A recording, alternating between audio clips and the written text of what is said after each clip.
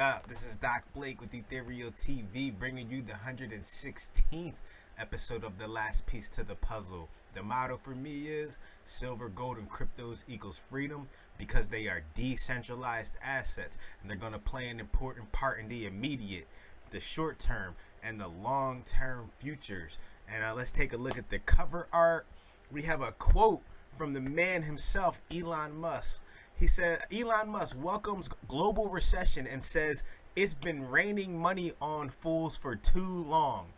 Man, this is by far, leaps and bounds, the best, funniest quote from Elon ever, in my opinion. This is definitely his best quote. He's 100% right.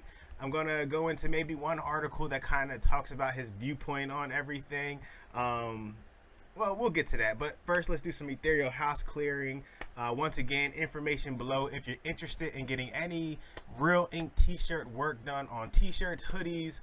That's basically what we do right now, but we are working on other things. If you have any ideas, like if you want ink print on hats, we're willing to try it out. We actually have the equipment for that as well. So you can get the information below, inbox us on Instagram, or send an email to ethereal@gmail.com and we will get back to you.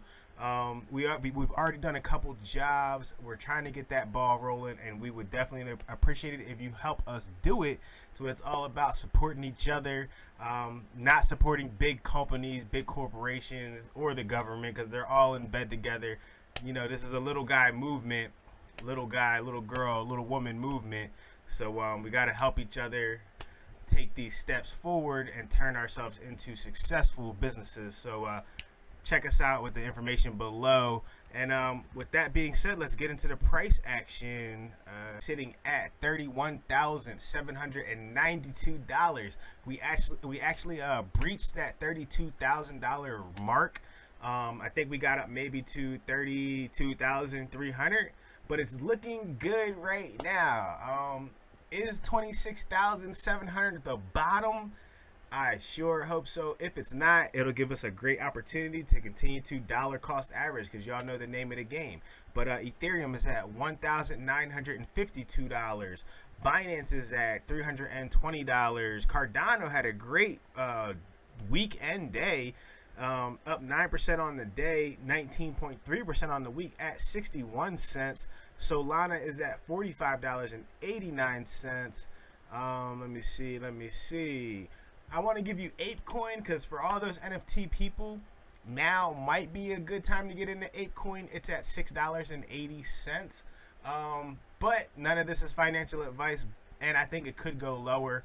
But if you're really into the NFTs, you're into Bored Ape Yacht Club, or you want to have a slice in that pie, now's a good time to think about starting to stack those ape coins as well.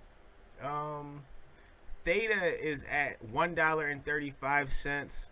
I've really been thinking about starting to buy Theta, but I don't think it's time yet. So I've just been buying Bitcoin. Once again, watch and repeat. Wait till Bitcoin does this thing. Pick some good altcoins. Use the Bitcoin. Once it skyrockets, to buy those altcoins.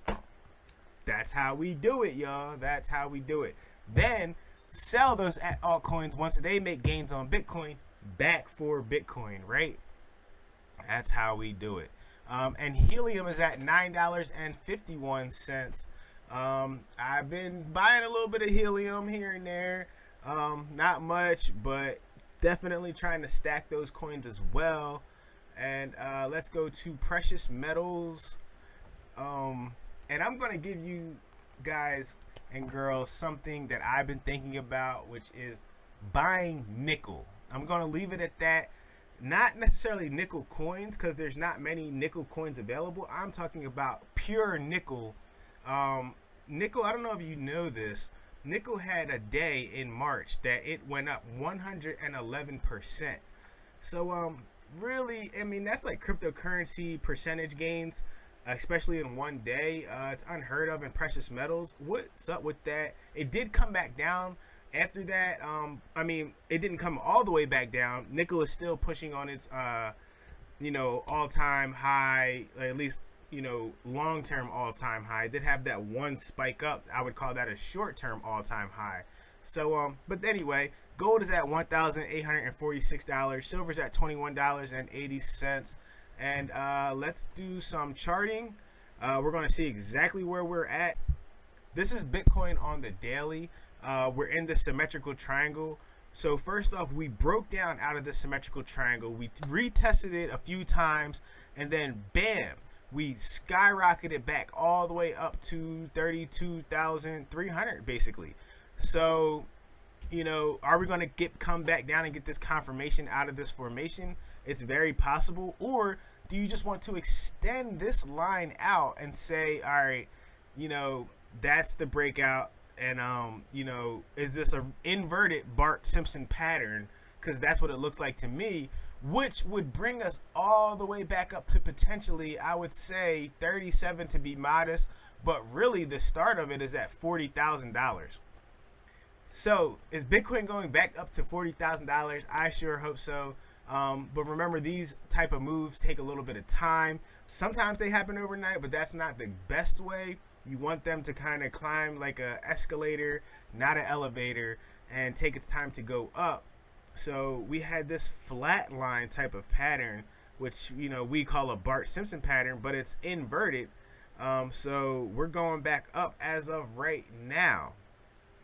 And let me freestyle a little bit. Freestyling, I think everybody's worried about, you know, all these other assets, stocks, blah, blah, blah, Bitcoin, gold, silver. Like, it's almost like the dollar has become the new safe haven asset in people's minds, which I think is absolutely ridiculous.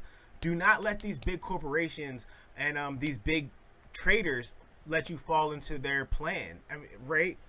Do not give up your hard assets. Hold your Bitcoin, hold your gold, hold your silver.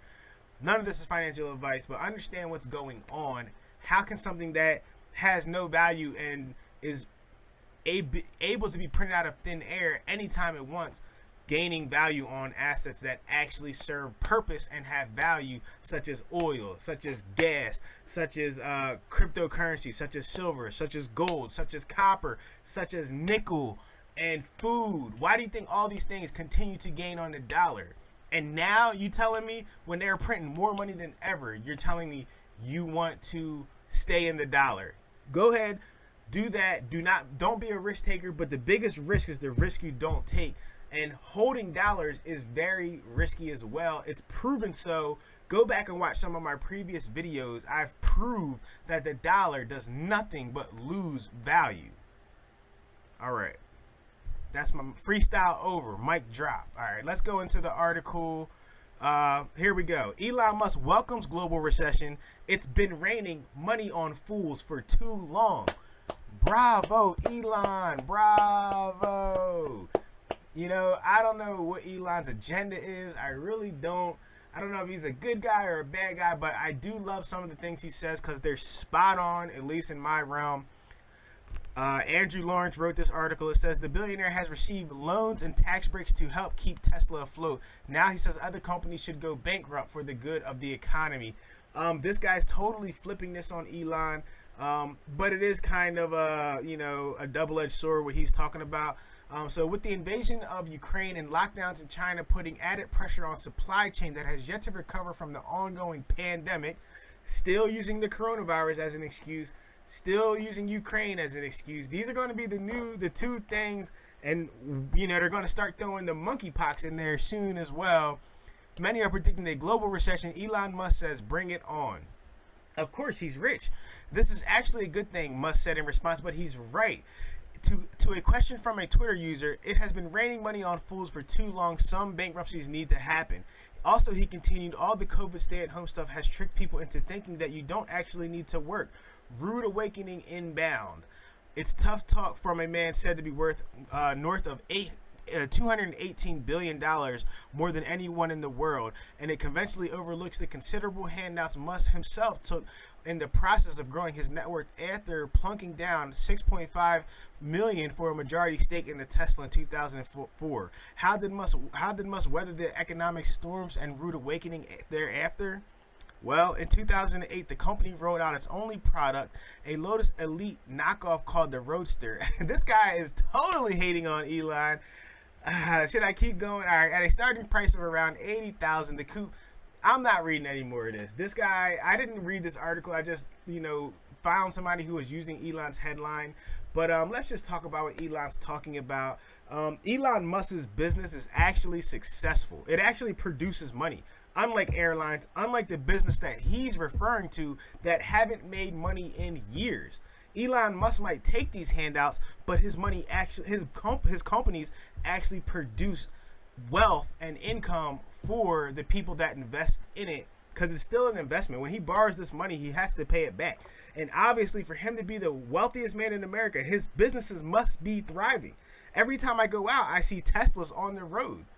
And his solar energy and power banks are expanding as well. And I'm not here to defend Elon Musk. I'm not going to defend a trillionaire, basically.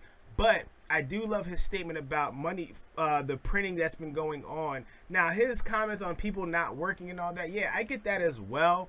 How do I feel about that? I don't know, like what which fools he's talking about, because most people, the average Joe, is not getting any more money. So the fools that really Elon is talking about is these fools who own their companies, who haven't made a dollar, who the Federal Reserve continues to buy their bad debt. Right? That's who he's talking about. He's throwing shade at these bankrupt companies who should have been went bankrupt. Half of them are banks. Some of them are airlines, and you got all these other companies in between. And the owners of the companies are super rich, but their companies are bankrupt. If the Federal Reserve did not print money to bail them out every month, they would not be owning that company, or somebody. They would have to put it on the market. Somebody else would have to buy it. And these are millionaires we're talking about. So Elon is coming at that level of person who he's not coming at the average Joe, because we're not getting any more money. All that unemployment shit, all the stimulus check, you're not getting that no more. So he's not, and this comment was made a couple days ago. So he's not talking about the average Joe. He's talking about unsuccessful businesses who are allowed to continue to operate under the money printing of the Federal Reserve. So bravo, Elon. I agree. If you want to print money and give it to people, give it to the people whose businesses are successful, or give it to people to start a business. Why doesn't the government give money to average Joes to go grow food, right? If we're in a food shortage, why wouldn't the government, who's printing money and giving it to everybody? Biden just said he's about to give another 80 billion to Taiwan and shit like that. Why wouldn't they give it to normal American citizens to go buy land, farm the land, and grow food for the food shortage? Duh. My gosh. Anyway, so this is my message today. Elon is right about this one particularly. Like I said, I don't know about the rest of his work, but if you're able to save any money, not financial advice, do not save it in the dollar, because this recession is induced by the Federal Reserve, global banks around the world printing money out of existence. Fiat, the plan for it is to not exist. That's why gas is going up. That's why food is going up. I know I've been harping a lot on this lately. Soon I plan on getting back into some crypto stuff, but I had to attack this the way I have been, because everybody is bearish in the crypto markets, and they're acting like the dollar is the safe haven. It's not the safe haven, y'all. It's not. It hasn't been for a very, very long time. Just go chart it yourself against other assets. You can't chart the dollar against other Federal Reserve currencies. That makes no sense.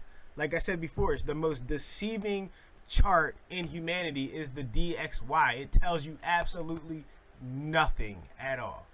So dollar cost average into Bitcoin. Bitcoin is the future.